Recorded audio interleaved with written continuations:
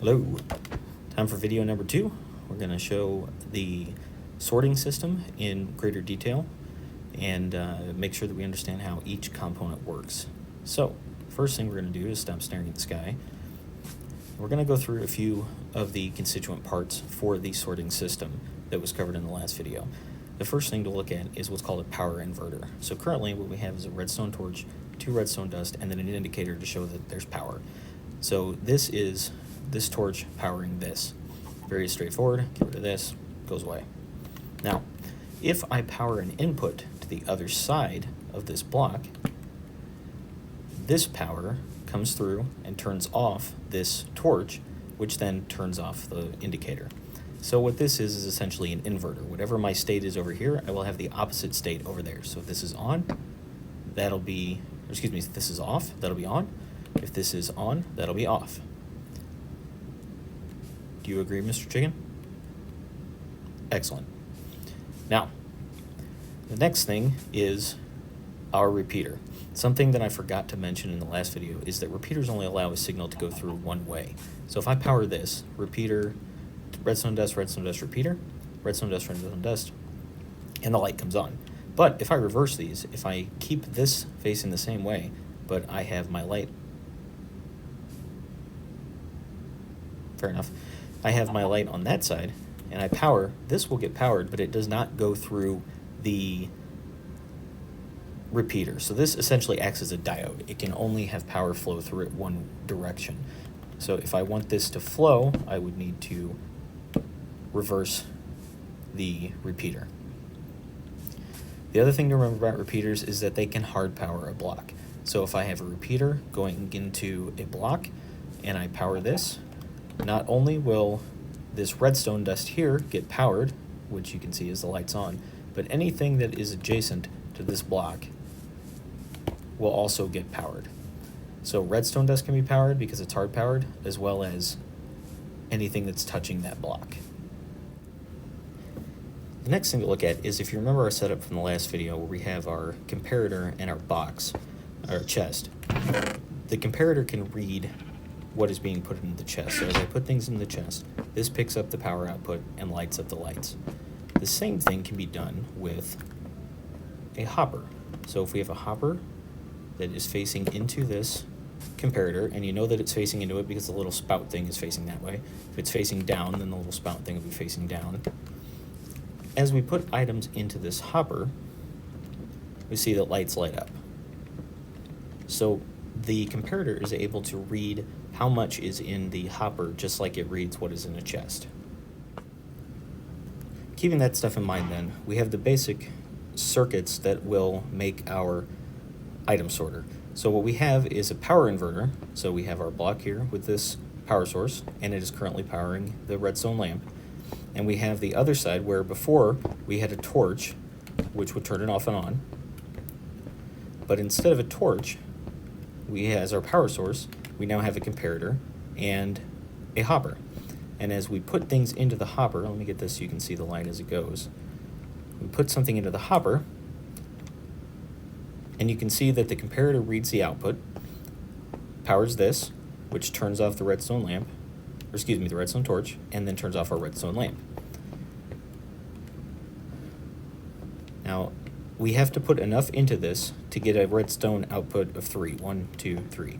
So, if I just put one item in each spot, that won't be enough.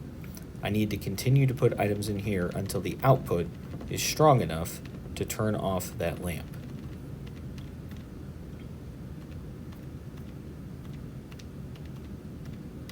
Which I'm going to do painfully slowly.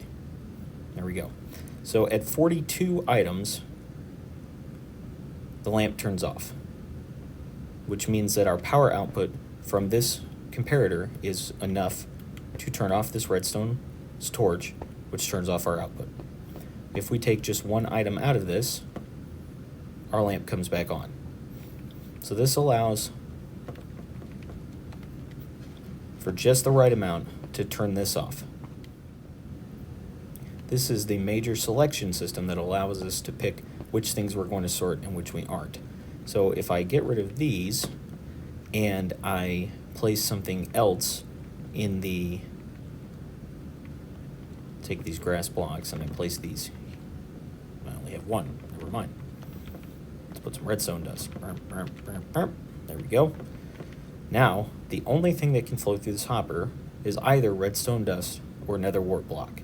So as long as I don't ever put any redstone dust in here, nether wart block will be the only thing that can go through. Anything else I try to put in here won't go. Only nether wart block will go.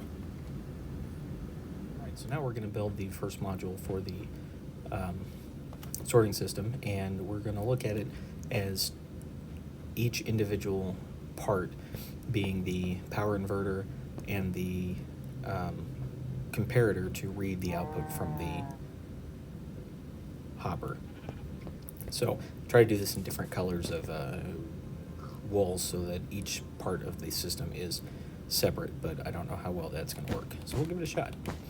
So first part we have here is going to be the lower half of what will eventually be the inverter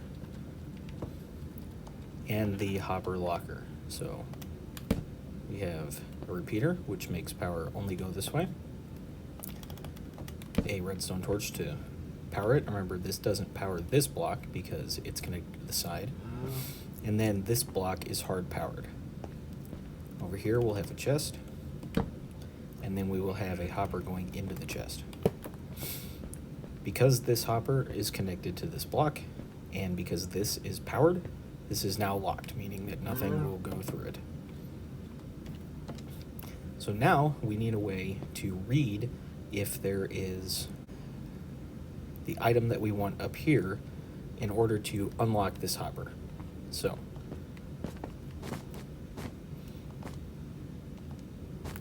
we're going to put in the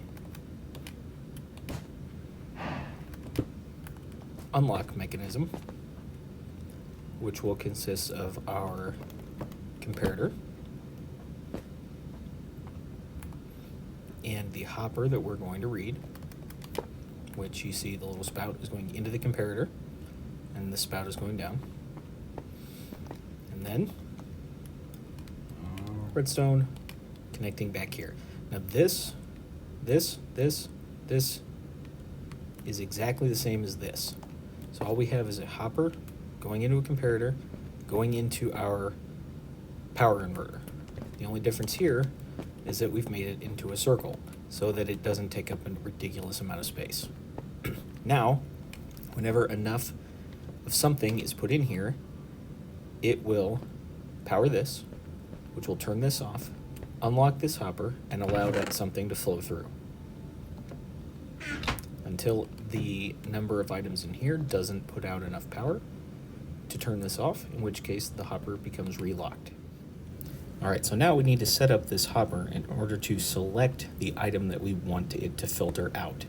So what we need to do is put enough stuff in this hopper that if just one more item of the items that we want to sort flows through this chain, which this is the input, this is simply flowing through here into the output, which is an overflow in case you don't have a place for this to be sorted. If just one more of those is sensed, when this checks to see if there's anything it can pull in, it will pull it in, unlock this system, and put it through to the put it through to the box. So the best way to do this is to use some named item to block these first 4 spots. So as long as you don't put anything that you've named custom, in this case hopper block, into this system, nothing can stack up in here and accidentally undo the filtration. The next thing is simply take a stack of whatever it is you want to sort and throw it into this hopper.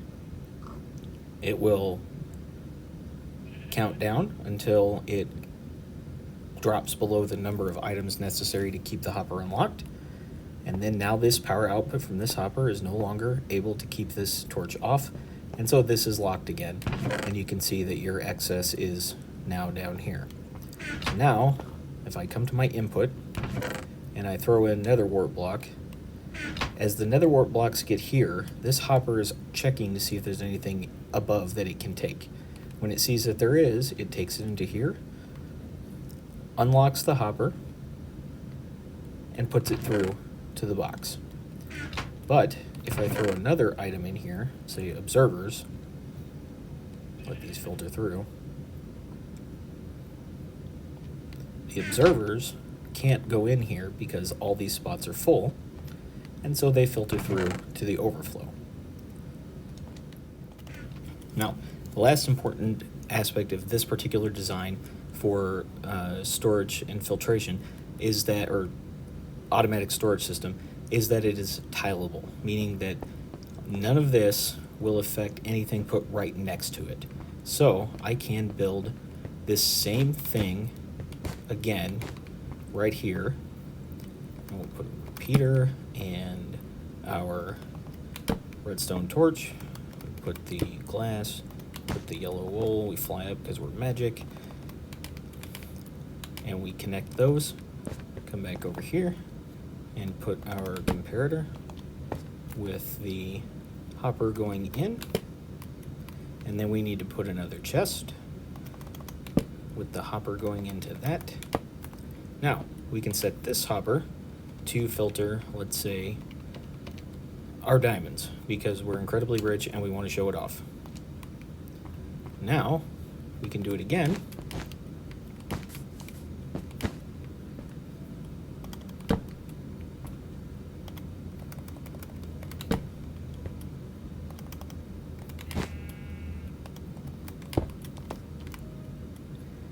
And we put our redstone,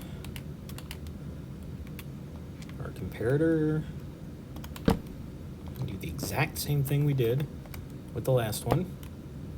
Put another box. That's not a box. There we go. And we're going to have this one filter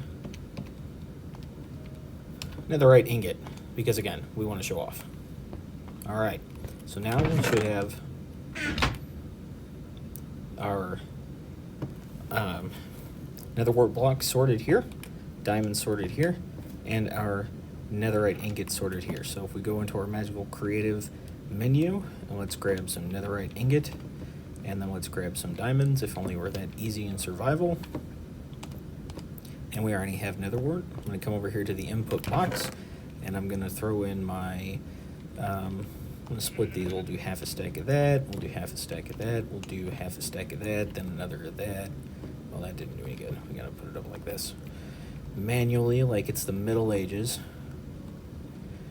And if we wait, through the magic of editing, well, not editing it, you see that the items are starting to flow in. There we go. Now our netherite will start to flow in. But if again I decide to throw in some observers, not that many because this will take forever. Okay, you get the point. They're going to be over here. They're not here, here, or here. So this system will effectively deal with anything that you put in it, and it has overflow protection, meaning that if these hoppers get overwhelmed with items because I threw a bunch of stuff in here, the extra just ends up over here. And now through that magic of editing that I mentioned before, you can see that all of our items have been safely sorted and stored away, and our overflow has gone where it's supposed to go. And you can make this as long as you want. All the way out to the cow, even the pig. Hopefully that's useful. If not, just let me know.